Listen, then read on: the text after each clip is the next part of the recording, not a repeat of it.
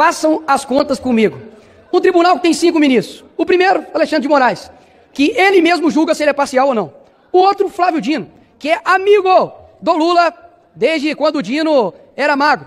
Terceiro, ministro, era ex-advogado do Lula, Zanin. O quarto e o quinto foram indicados pelo PT. Senhores, vocês estão de sacanagem? Vocês vão falar comigo que esse julgamento é sério, que é um julgamento imparcial? Ora, os próprios advogados falaram recorrentemente que eles não tinham acesso às provas. Em qualquer país normal, isso já seria motivo de nulidade. Agora, o ministro Alexandre de Moraes, todo amostradinho, quis colocar lá os vídeos do dia 8, da baderna que foi feita aqui. Por que não exibiu do MST? Por que não exibiu o vídeo do ministro Benedito, que chega para ele quando anuncia a vitória do Lula e fala assim, missão dada é missão cumprida? Por que ele não explicou isso para todos? É claro que não, porque isso de fato é um golpe. Ninguém até hoje veio falar isso. E ele ainda tem a pachorra, porque é muito fácil esconder atrás de uma toga, o difícil é andar no meio do povo, para poder dizer que ali naquelas imagens não tinha batom e nem Bíblia. É claro que naquelas imagens ali não tinha, porque a pessoa que está sendo condenada a 14 anos, nem aqui dentro entrou, mas estava com uma... Toma cuidado comigo aqui, hein? Estava com uma grande arma, um batonzinho. Imagina se os ministros andassem pelas federais do Brasil. É pichação para tudo quanto é lugar. E outra, não eram vocês mesmos que defendiam que pichação era liberdade, né? É tudo bem fazer isso. E agora quer condenar essa pessoa a 14 anos. Vou falar uma coisa para você aqui que eu não estou falando para eles, porque eles, meu filho, é só o Espírito Santo para mudar mesmo. Agora, eu falo para você, brasileiro, que tem no mínimo 2 neurônios. Não precisa gostar do Bolsonaro. Não precisa achar que para poder estar do lado dele, você tem que, enfim, gostar do outro. Agora, seja justo. É inacreditável você falar que esse cara vai para a cadeia porque ele tentou dar um golpe fictício lá dos Estados Unidos, enquanto não tem nenhum corrupto da Lava Jato preso, enquanto não tem nenhuma pessoa que comete crimes sérios nesse país, como no PCC e no CV, estão sendo soltos pelo STF. É inacreditável a vergonha que se tornou o STF. Vocês, sim, são os covardes e têm manchado a história desse país. Mas podem ficar calmos, tenham paciência e um dia nós venceremos. Ministro Alexandre de Moraes, se fosse uma idosa tendo seu direito aviltado, violentado pelo Supremo Tribunal Federal, nós também teríamos que subir nessa tribuna para protestar contra Vossa Excelência. E Vossa Excelência fala com naturalidade, com 43 idosas condenadas ilegalmente. Fica aqui dessa tribuna, como líder do Partido Liberal, o nosso protesto por esta mais uma fala infeliz do ministro Alexandre de Moraes. E queremos dizer, nós só estamos começando, brasileiras e brasileiras, essa batalha. Hoje, arbitrariamente tornam o presidente Bolsonaro e mais os 7 réus neste processo. Mas queremos dizer que se pensaram que a gente ia baixar a cabeça, nós hoje já começamos a obstruir aqui na Câmara. Hoje aqui na Câmara ninguém vai fazer nada, não teve ordem do dia e nós vamos continuar nessa trincheira da luta pela democracia, da luta pelo devido direito do processo legal que está sendo aviltado pelo Supremo Tribunal Federal, da luta nas ruas. E aí, quando a gente fala de ruas, cadê a esquerda? Eu quero perguntar aos telejornais, aos jornais impressos do Brasil, que de vez em quando nós fazemos as nossas manifestações, eles querem dizer, manifestação flotou. Tá bom, eu quero ver agora que o deputado Boulos convocou a manifestação para domingo na Paulista. Tá aí! Quero ver a imprensa falar de domingo, eu quero ver quantas pessoas vão estar lá. E no dia 6, nós vamos mostrar para o Brasil quem tem povo, quem tem voto e quem tem gente.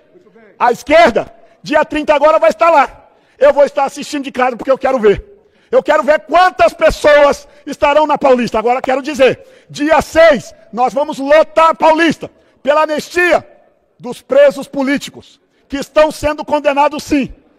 Não só a Débora, que aí o ministro Luiz Fux parece que pesou a consciência. E aí o ministro Luiz Fux diz, realmente, a dosimetria está errada. Ora, depois que a condenam, vem com discurso de lamúria? Não. Pode deixar, ministros do STF, porque nós aqui na tribuna e na Câmara vamos fazer a devida justiça e nós vamos colocar aqui no mês de abril mais de 300 votos pela anistia de todos os presos políticos do Rio de Janeiro. Isso vai ser só o início. Lá no Senado, vamos dar outra lavada, porque o povo não aguenta mais ver injustiça. Se estavam achando que esta narrativa, este grupo, essa associação da Suprema Esquerda ia nos intimidar, jamais. Nós vamos continuar nas ruas. E continue o arbítrio deles, se eles quiserem. Porque eu vou dizer uma coisa.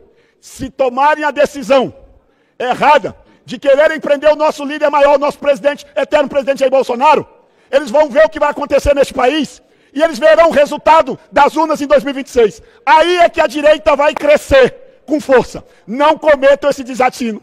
Respeitem o devido processo legal. E eu quero dizer, eleição em 2026 sem Bolsonaro é uma vergonha, é um ataque à democracia brasileira.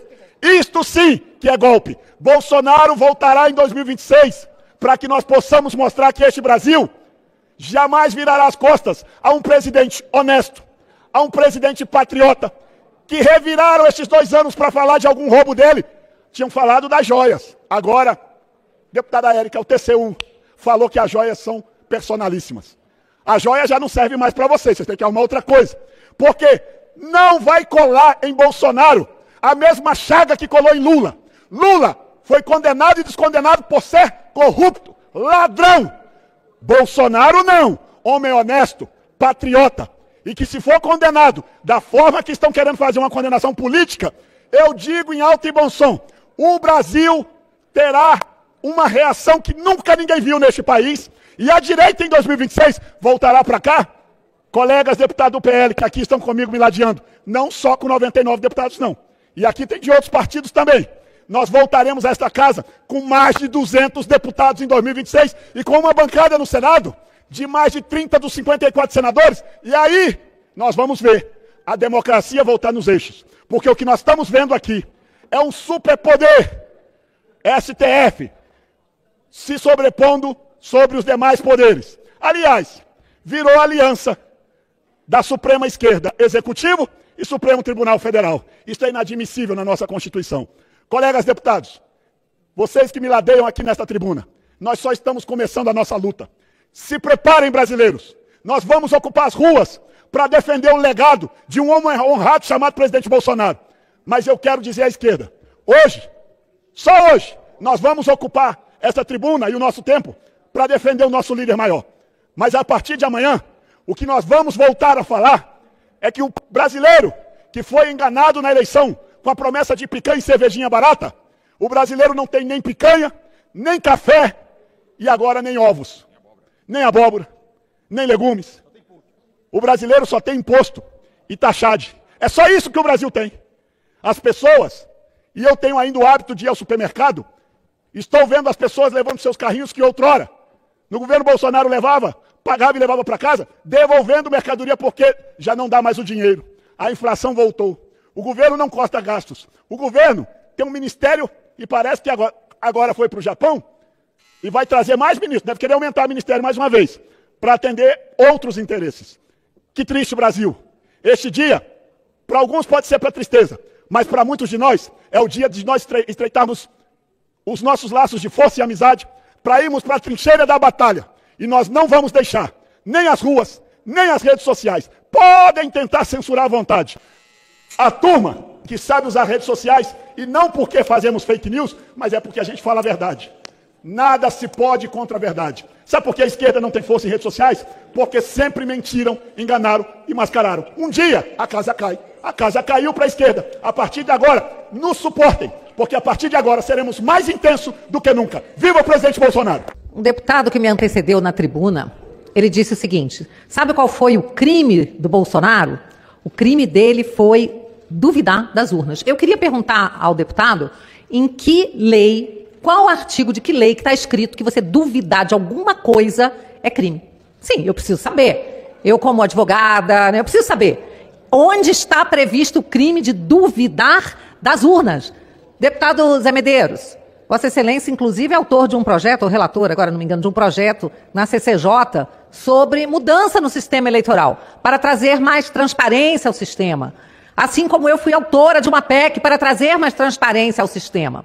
Mas tem uma parte aí do parlamento, né, que vivem da mentira, que usam a imunidade parlamentar apenas para mentir, que também não é crime.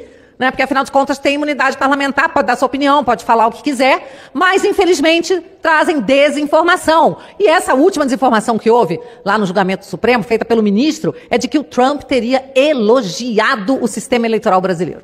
Isso é uma mentira. O que ele fez foi elogiar o sistema de biometria, de identificação do eleitor. Mas, ao mesmo tempo, ele fala que tem que ter voto no papel.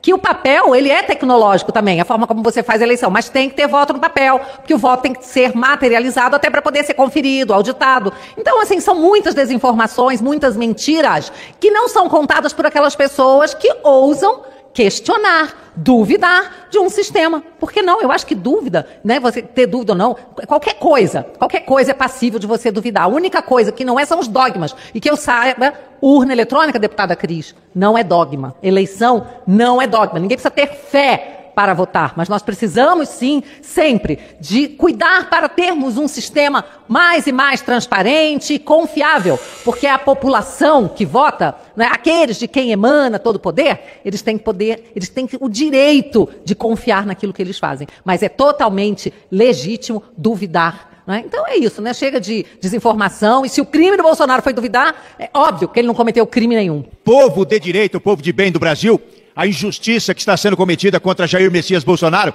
a esquerda, como não era de se esperar nada diferente, está se divertindo, está tripudiando, mas eles sabem que Bolsonaro é um homem honesto, um homem que está sendo julgado e que vai ser condenado por crimes que não cometeu, enquanto que o líder deles, sim, foi condenado por corrupção. Podemos dizer que é um ladrão descondenado pelo STF.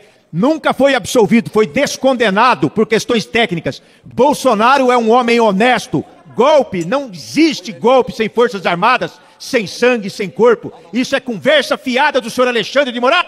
Nós estamos diante da maior perseguição política e jurídica da história desse país.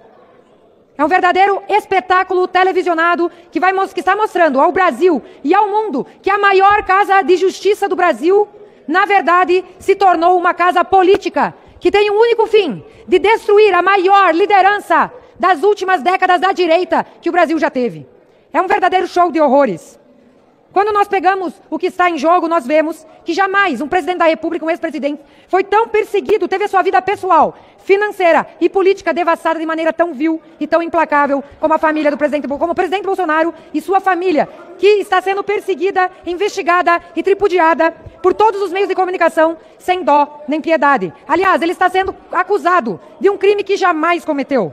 Logo após as eleições, inclusive, ele saiu do país porque seria melhor para todos, inclusive para o adversário, assumir a presidência, fazendo inclusive a transmissão do cargo do Exército e das Forças Armadas antes da transmissão, em dezembro ainda, antes do Lula assumir, justamente mostrando a pacificação do país. Aliás, é flagrante ver a parcialidade da turma que está julgando o caso. Nós temos Flávio Dino, Alexandre de Moraes, que são adversários declarados do presidente Bolsonaro. E o Zanin, ministro Zanin, que inclusive tinha declarado seu impedimento para julgar Bolsonaro e agora acha que está apto, sendo que ele foi advogado do adversário político de Bolsonaro na última eleição. E a pior aberração jurídica, dentre tantas, é ver que o relator do processo, o ministro Alexandre de Moraes, que é a vítima, não pode nunca, num país sério, numa democracia, num Estado de Direito respeitado, ser também o julgador do processo. Então é a vítima que é o acusador, é o julgador da sua própria causa. Isso é um absurdo. Nenhum país sério admitiria um processo tendo essa condução.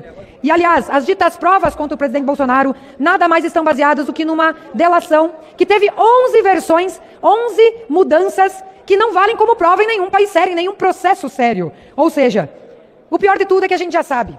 O STF já decidiu antes mesmo de julgar. E quem está no banco dos réus não é apenas o Bolsonaro.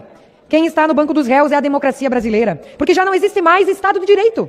Já não existe mais devido processo legal, já não existe mais presunção de inocência, já não existe contraditório, ampla defesa e direito de recorrer, duplo grau de jurisdição. Porque tudo começa, tudo vai e se encerra no Supremo Tribunal Federal, que nem seria o foro para julgar pessoas sem foro privilegiado. E eu tenho aqui, vocês sabem o que é isso aqui? São 30 metros de denúncias feitas pela própria mídia, de abusos e violações de liberdades individuais. Isso aqui é mídia, isso aqui são 270 fatos, mais de 270 fatos de denúncias feitas pela própria mídia, de violações às liberdades individuais nos últimos anos por parte do Supremo Tribunal Federal. que já não é uma corte de justiça, mas é uma corte política, infelizmente. Então é preciso retomar a dignidade dessa casa. É preciso que o presidente da Câmara, que o presidente do Senado retomem o papel legislativo das casas e não deixem que o Supremo legisle no nosso lugar, faça política pública no lugar do Executivo e comande o país. Hoje são 11 pessoas que comandam o Brasil. Nós já não somos uma democracia com tripartição de poderes. Por isso, anistia já, em favor da Débora, em favor de todos os inocentes, presos políticos no Brasil, porque há sim, presos políticos no Brasil, pessoas inocentes que estão pagando por esses abusos de autoridade vindo da Suprema Corte. E CPI do abuso de autoridade já.